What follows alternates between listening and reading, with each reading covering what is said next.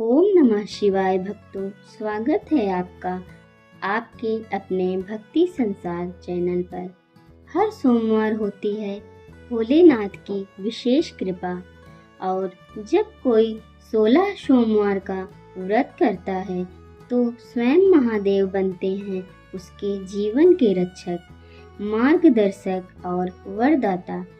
एक ऐसी कथा जो आस्था को शक्ति देती है और विश्वास को चमत्कार में बदल देती है। आइए भक्ति संसार चैनल के साथ जानिए 16 सोमवार व्रत की पूरी कथा, विधि और रहस्य। मृत्यु लोक में विवाह करने की इच्छा करके एक समय श्री भूतनाथ महादेव जी माता पार्वती के साथ पधारे। वहां वे भ्रमण करते करते विदर्भ देशांतर्गत अमरावती नाम की अति रमणीक नगरी में पहुँचे। अमरावती नगरी अमरापुरी के सदृश सब प्रकार के सुखों से परिपूर्ण थी। उसमें वहाँ के महाराज का बनाया हुआ अति रमणीक शिव जी का मंदिर बना था। उसमें भगवान शंकर भगवती पार्वती के साथ निवास करने लगे। एक समय माता पार्वती ने प्राणपति को प्रसन्न देख के मनोविनोद करने की इच्छा से बोली, हे महाराज, आज तो हम तुम दोनों चौसर खेलें। शिव जी ने प्राण प्रिय की बात को मान लिया और चौसर खेलने लगे। उस समय इस स्थान पर मंदिर का पुजारी ब्राह्मण मंदिर में पूजा करने को आया। पार्वती जी ने ब्राह्मण से प्रश्न किया कि पुजारी जी बताओ, इस बाजी में दोनों में किसकी जीत होगी? ब्राह्मण बिना विचार ही शीघ्र बोल उठा कि महादेव जी की जीत होगी। थोड़ी देर में बाजी समाप्त हो गई और पार्वती जी की विजय हुई।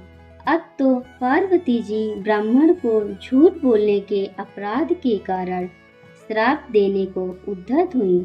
तब महादेव जी ने पार्वती जी को बहुत समझाया, परंतु उन्होंने ब्राह्मण को कोढ़ी होने का श्राप दे दिया। कुछ समय बाद पार्वती जी के श्रापवश पुजारी के शरीर में कोढ़ पैदा हो गया। इस कारण पुजारी अनेक प्रकार से दुखी रहने लगा।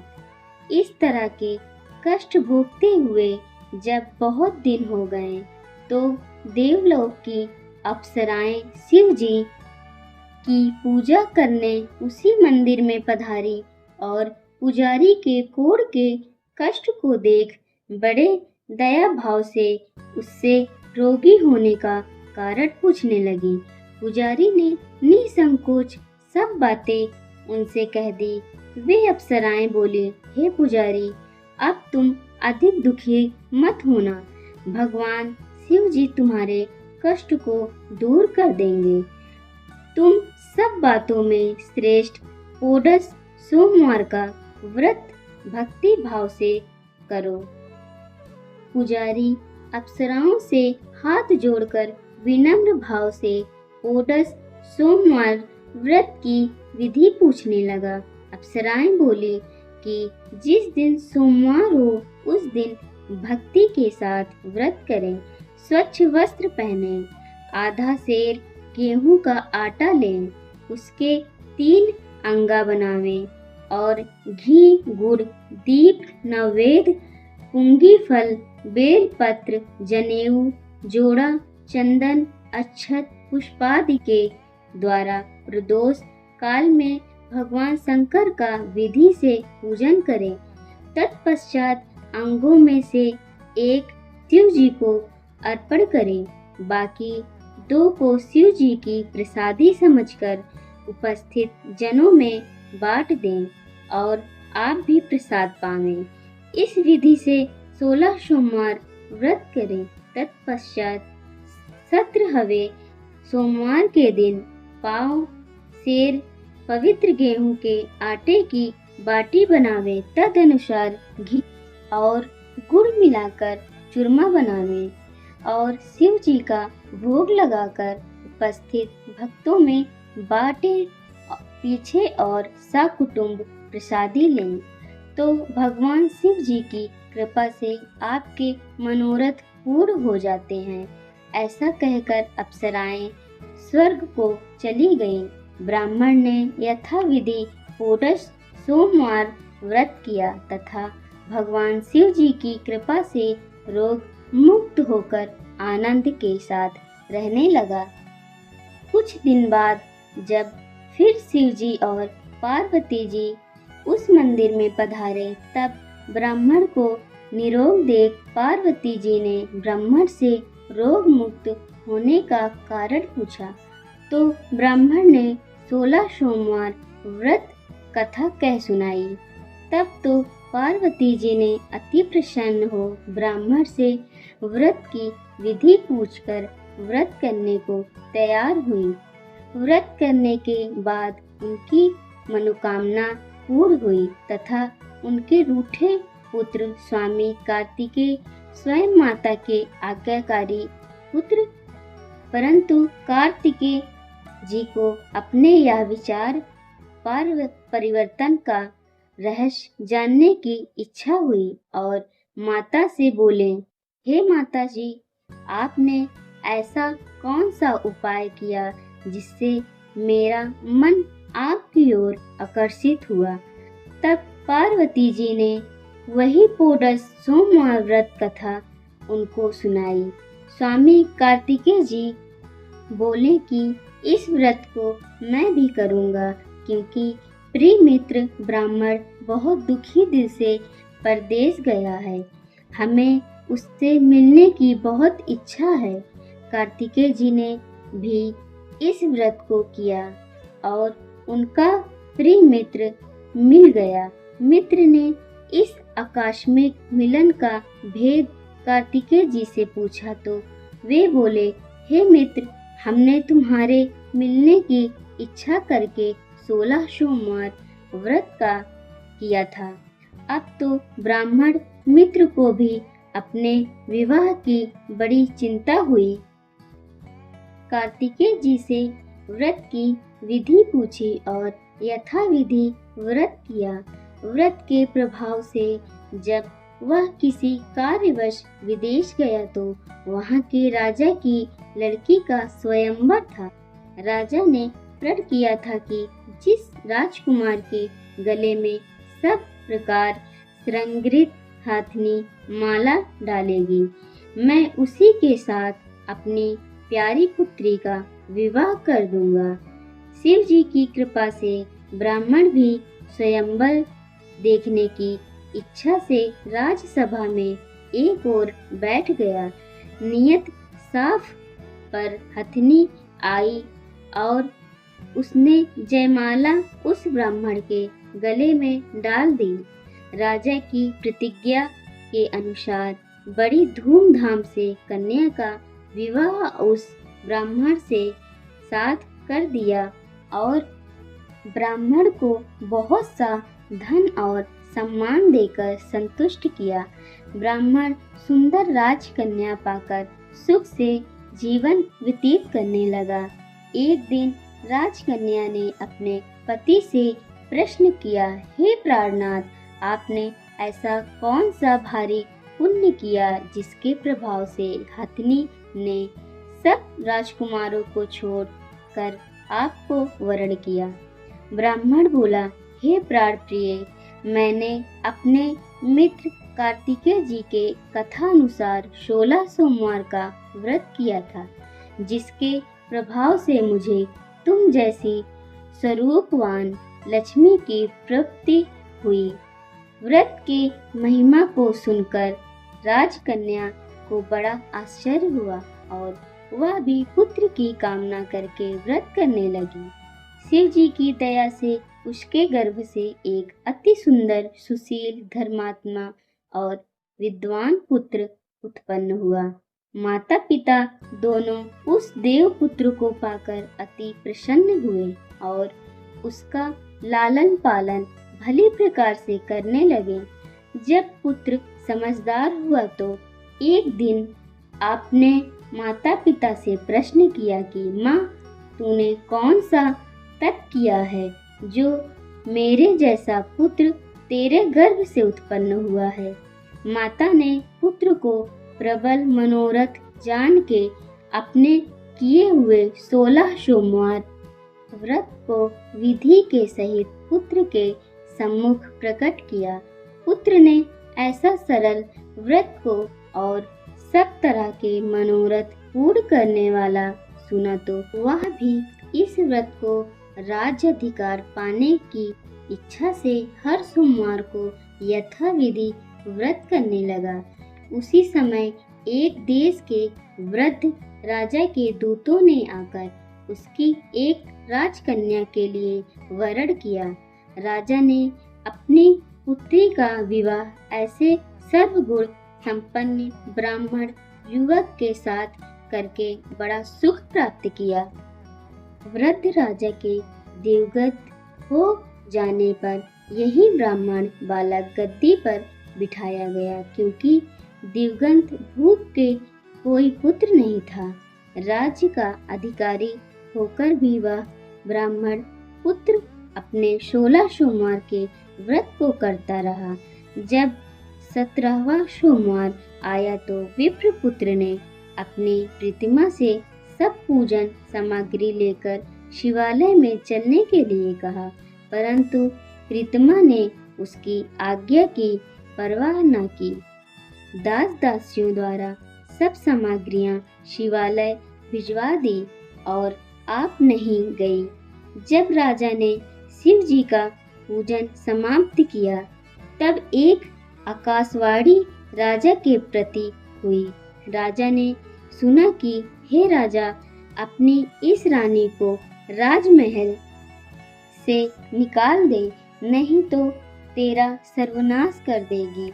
वाणी को सुनकर राजा के आश्चर्य का ठिकाना नहीं रहा और तत्काल ही मंत्रार्थ गृह में आकर अपने सभासदों को बुलाकर पूछने लगा कि हे मंत्रियों, मुझे आज शिव जी की आकाशवाणी हुई है कि राजा तू अपनी इस रानी को निकाल दे, नहीं तो ये तेरा सर्वनाश कर देगी। मंत्री आदि सब बड़े विस्मय और दुख में डूब गए, क्योंकि जिस कन्या के कारण राज्य मिला था, राजा उसी को निकालने का जाल रचता है। यह कैसे हो सकेगा? अंत में राजा ने उसे अपने यहाँ से निकाल दिया। रानी दुखी हृदय भाग्य को पूछती हुई राजनगर के बाहर हुई। बिना पद शरण, फटे वस्त्र पहने, भूख से दुखी धीरे धीरे चलकर एक नगर में पहुंची। वहां एक बुढ़िया सूत काट रही बेचने को जाती रानी की करुण दशा देख बोली, चल तू मेरा सूत बिकवा दे, मैं वृद्ध हूँ, भाव नहीं जानती हूँ। ऐसा बात बुढ़िया की सुन रानी ने बुढ़िया के सर से सूत की गठरी उतार अपने सर पर रखी। थोड़ी देर बाद आंधी आई और बुढ़िया का सूत पोटली के सहित उड़ गया। बेचारी बुढ़िया पछताती रह गई और रानी को अपने साथ से दूर होने को कह दिया। अब रानी एक तेली के घर गई तो तेली के सब मटके शिव जी के प्रकोप के कारण उसी समय चटक गए। ऐसा दशा देख तेली ने रानी को अपने घर से निकाल दिया। इस प्रकार रानी अत्यंत दुख पाती हुई सरिता के तट पर गई तो सरिता का समस्त जल सूख गया। तत्पश्चात रानी एक वन में गई। वहां जाकर सरोवर में सीढ़ी से उतर पानी पीने को गई। उसके हाथ से जल स्पर्श होते ही सरोवर का नीलकमल के सदृश जल असंख्य कीड़ामय गंदा हो गया। रानी ने भाग्य पर दोषारोपण करते हुए उस जल को पान करके पेड़ की शीतल छाया में विश्राम करना चाहा। वहां रानी जिस पेड़ के नीचे जाती, उस पेड़ के पत्ते तत्काल ही गिरते गए। वन सरोवर जल की ऐसी दशा देखकर गऊ चराते ग्वालों ने अपनी गुसाई जी से, जो उस जंगल में स्थित मंदिर में पुजारी थे, कहीं गुसाई जी आदेशानुसार ग्वाले रानी को पकड़कर गोसाई के पास ले गए। रानी की मुख कांति और शारीर शोभा देख गोसाई जान गए, यह आवश्यक ही कोई विधि की गति की मारी कोई कुलीन अबला है। ऐसा सोच पुजारी जी ने रानी के प्रति कहा कि पुत्री, मैं तुमको पुत्री के समान रखूंगा, तुम मेरे आश्रम में ही रहो, मैं तुमको किसी प्रकार का कष्ट नहीं दूंगा। गोसाई के ऐसे वचन सुन रानी को धीरज हुआ और आश्रम में रहने लगी। परंतु आश्रम में रानी जो भोजन बनाती, उसमें कीड़े पड़ जाते, जल भर के लावे, उसमें कीड़े पड़ जाते। अब तो गोसाई जी भी दुखी हुए और रानी जी से बोले कि हे बेटी, तेरे ऊपर कौन से देवता का कोप है जिससे तेरी ऐसी दशा है। पुजारी की बात सुन रानी ने शिव जी की पूजा करने न जाने की कथा सुनाई तो पुजारी शिव जी महाराज अनेक प्रकार से स्तुति करते हुए रानी के प्रति बोले कि बाई, तुम सब मनोरथ के पूर्ण करने वाले 16 सोमवार व्रत को करो, उसके प्रभाव से अपने कष्ट से मुक्त हो सकोगी। गोसाई की बात सुनकर रानी ने 16 सोमवार व्रत को विधिवत संपन्न किया और 17वें सोमवार को पूजन के प्रभाव से राजा के हृदय में विचार उत्पन्न हुआ कि रानी को गए बहुत समय व्यतीत हो गया है, जाने कहां कहां भटकती होगी, ढूंढना चाहिए। यह सोच रानी को तलाश करने चारों दिशाओं में दूत भेजे। वे तलाश करते हुए पुजारी के आश्रम में रानी को पाकर पुजारी से रानी को मांगने लगे, परंतु पुजारी ने उनसे मना कर दिया। तो दूत चुपचाप लौटे और आकर महाराज के सम्मुख रानी का पता बतलाने लगे। रानी का पता पाकर राजा स्वयं पुजारी के आश्रम में गए और पुजारी से प्रार्थना करने लगे कि महाराज, जो बाई जी आपके आश्रम में रहती हैं, वह मेरी पत्नी है। शिव जी के कोप से मैंने इसको त्याग दिया है। अब इस पर से शिव का प्रकोप शांत हो गया है, इसीलिए मैं इसे लिवाने आया हूँ। आप इसे मेरे साथ चलने की आज्ञा दे दीजिए। गोसाई जी ने राजा के वचन को सत्य समझकर रानी को राजा के साथ जाने की आज्ञा दे दी। गोसाई के आज्ञा पाकर रानी प्रसन्न होकर राजा के साथ महल में आई। नगर में अनेक प्रकार के बधावे बजने लगे। नगर निवासियों ने नगर के दरवाजे पर तोरण बंधनवारों से विविध विधि से नगर सजाया। घर घर में मंगल गान होने लगे। पंडितों ने विविध वेद मंत्रों का उच्चारण करके अपनी राजरानी का आवाहन किया। ऐसे अवस्था में रानी ने पुनः अपनी राजधानी में प्रवेश किया। महाराज ने अनेक तरह के ब्राह्मणों को दानादि देकर संतुष्ट किया। याचकों को धन धान्य दिया। नगरी में स्थान स्थान पर सदा व्रत खुलवाए, जहाँ भूखों को खाने को मिलता था। इस प्रकार से राजा शिव जी की कृपा का पात्र हो राजधानी में रानी के साथ अनेक तरह के सुखों का भोग करते सोमवार व्रत करने लगे। विधिवत शिव जी पूजन करते हुए लोक में अनेकानेक सुखों को भोगने के पश्चात शिव जी को पधारे। ऐसा ही जो मनुष्य मनसा वाचा कर्मणा द्वारा भक्ति सहित 16 सोमवार का व्रत पूजन इत्यादि विधिवत करता है, वह इस लोक में समस्त सुखों को भोग कर अंत में शिवपुरी को प्राप्त होता है। यह व्रत सब मनोरथ को पूर्ण करने वाला है। जय भोलेनाथ। भक्ति संसार चैनल को सब्सक्राइब करें, लाइक करें, शेयर करें और ओम नमः शिवाय कमेंट में जरूर लिखें।